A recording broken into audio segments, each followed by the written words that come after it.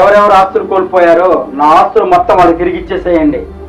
మిగిలిన ఆస్తి అనాథ శరణాలయానికి రాసిచ్చేయండి. నువ్వు మారావు, నాకెంతో సంతోషంగా ఉందిరా.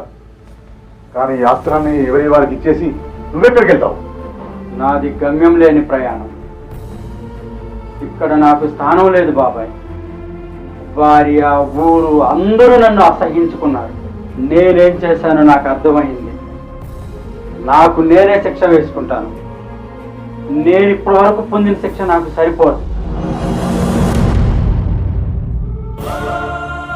ఇంతకాలం నువ్వు అహంకారంతో నడిచావు, కానీ ఇప్పుడు నువ్వు నిజంగా మారిపోయావురా. నాకు చాలా సంతోషంగా ఉంది. బాబాయ్, అన్నీ కోల్పోయాక అసలు గౌరవం అంటే ఏంటో నాకు ఇప్పుడే తెలిసింది బాబాయ్.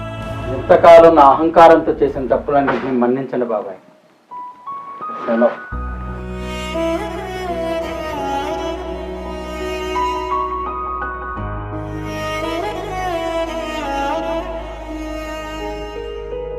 ఏది నీది ఏది నాది, ఏది సొంతం ఏది సొంతం, శివన్న శివన్న